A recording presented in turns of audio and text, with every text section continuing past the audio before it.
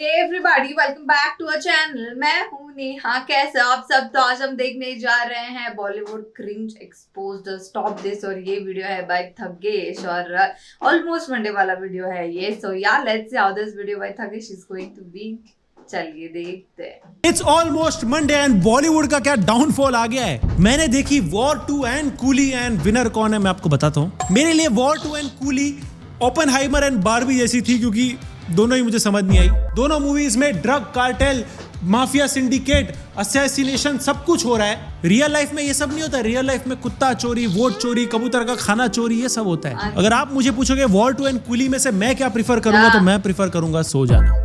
And 30 minute क्या है, पहले 30 मिनट में हमारा Q&A एक्टिव होता है कमेंट्स में। तो जो भी क्वेश्चन है कमेंट में डाल दो, मैं रीड करता हूँ, लाइक करता हूँ एंड रिप्लाई देता हूँ अच्छे क्वेश्चंस को। यस, अगर आप हमें इंस्टाग्राम पे फॉलो करते हो तो आपने देखा होगा हमने दोनों मूवीज देखी हैं। दोनों मूवीज में फर्क ये था कि एक में ऑडियंस शांत थी और दूसरे में एंट्रीज छोड़ के ऑडियंस शांत थी। एक में ऑडियंस बीच बीच में हंस रही थी तो दूसरे में ऑडियंस डायलॉग्स पे हंस रही थी and they were not meant to be funny.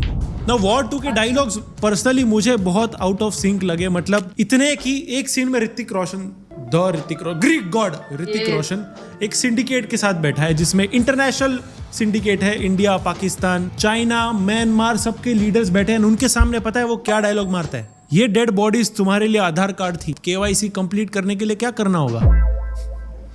और वॉर 2 के ट्रेलर में मेकर्स ने एक चीज मेंशन करना भूल गए, वो मैं आपको बता देता हूँ। इस मूवी में ऋतिक और जूनियर NTR दोनों म्यूटेंट्स है, एक्समैन वाले। ये चीज उन्होंने मूवी में नहीं बताई है, लेकिन जो चीजें वो मूवी में कर रहे हैं ना, उसे यही फैक्ट जस्टिफाई कर सकता है। मैं बता दूं कितना ओवर द टॉप है। जूनियर NTR ने एक्शन सीक्वेंस में जो पतरा रहता है, जो झोपड़े पे लगाते हैं ऊपर, वो पतरे से बजूका का पूरा रॉकेट डिफ्लेक्ट कर दिया। 5 माले की हाइट के क्रेन से गाड़ी पे कूद गया। आसमां में प्राइवेट जेट पे ऐसा लटक रहे, जैसे दादर से विरार की ट्रेन पे ऊपर बैठते थे ना पहले सब। और मेन चीज, फिर भी एक बाल तक नहीं हिला। ऋतिक भाई भी कुछ कम नहीं है भाई। ये एक सीन में भाई को दोनों हाथों में गोली लग गई, लेकिन भाई को क्या है, भाई ऐसा लग रहा है भाई ने तो बाइसेप कर्ल मारा है 100 किलो का, कुछ नहीं हो रहा है। दोनों डेडपूल और वुल्वरीन से ज्यादा फास्ट हील होते हैं। वॉर 2 में अगर कुछ रियलिस्टिक है तो वो है इंडियंस का सिविक सेंस। हर देश में जाके दोनों ने उधर के इंफ्रास्ट्रक्चर की ऐसी वाट लगाई है ना भाई, मतलब मेरे को हमारी याद आ गई। हम इंडियन रेलवेज के साथ क्या करते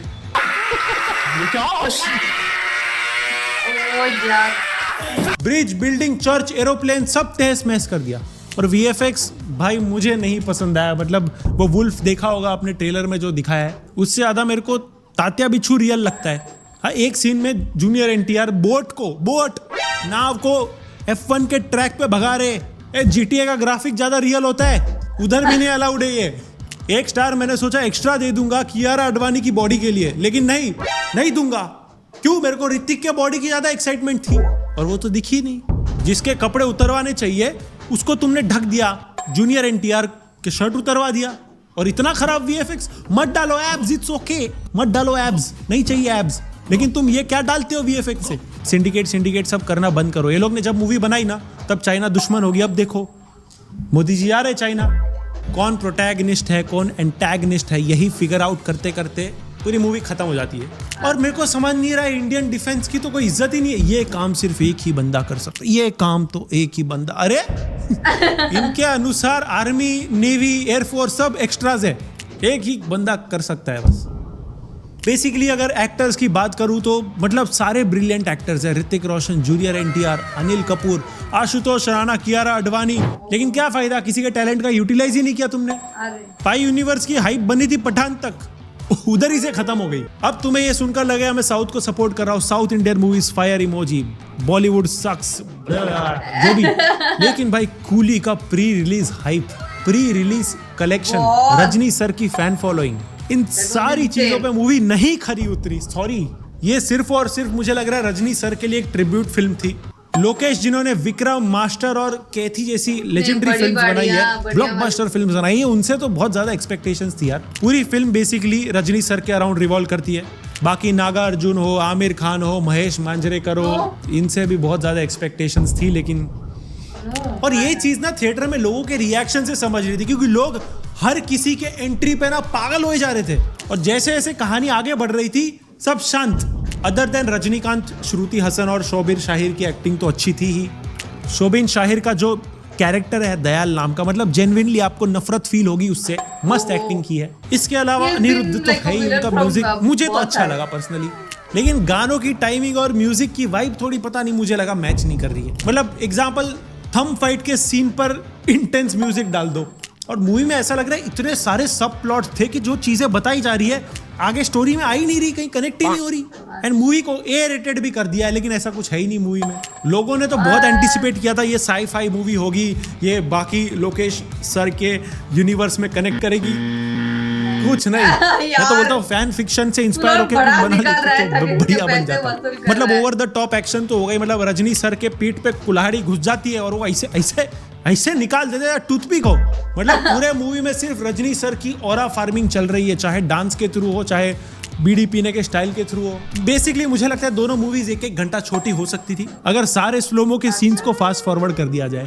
बेसिकली अब तक कूली का कलेक्शन 150 करोड़ हो चुका है, एंड वॉर 2 का फर्स्ट डे कलेक्शन 80 करोड़ है। मतलब अगर मैं कंपेयर करूं तो मुझे क्लियरली कूली देखने में ज्यादा मजा आया, लेकिन मैं कंपेयर कर रहा हूँ इसके लिए ज्यादा बेटर लगा, बट उसमें भी ऐसा कोई ट्विस्ट एंड टर्न नहीं था कि देख के मैं बोलूँ भाई गूज़बम्स आ गए मेरे को। एंड इनमें से अगर आपने मूवी देखी है कोई तो मुझे बताओ आपको कौन सी अच्छी लगी भी या नहीं लगी। एंड मेरे ओपिनियन से मत, अगर खुद को देखनी है मूवी तो जाके देखो, मेरा सुनो मत। तो हाँ, तो बढ़ते हैं नेक्स्ट। हाँ भाई बोल। भाई शूट पे हूँ यार।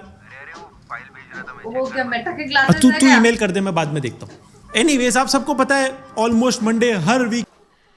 आज का almost Monday episode was very good and full, लेकिन सच में बोलूं इस वीक में ना इतने सारे कंट्रोवर्सीज खड़े हुए हैं, अगर सच्ची में बताया जाए यहाँ वहाँ के सारे बातें अनुराधा ठाकुर का बोलो या बिपाशा का बोलो या द कूली एंड वॉर। वो कूली एंड वॉर का तो मेरे को एक्सपेक्टेड था कि भाई वॉर तो ठीक है, जब मैंने वो मूवी देखा था मेरे को स्लाइड कट यही लगा था कि जवान मूवी होने वाला है वो, विदाउट एनी सेकंड डाउट। लेकिन मतलब उतना भी ज्यादा मुझे पता नहीं था, लेकिन ट्रेलर से तो वही लगा था मुझे। And talking about the coolie से मेरे को बहुत ज्यादा एक्सपेक्टेशन थी। अभी तक मैं गई नहीं मूवी देखने, बट यस मेरे को बहुत ज्यादा एक्सपेक्टेशन थे उस मूवी से, लेकिन खाना तो उतरा नहीं क्योंकि आफ्टर लिखने तो था गई, लेकिन जाकर देखना तो बनता है ये। That is what I wanted to know about. So yeah that is it for today.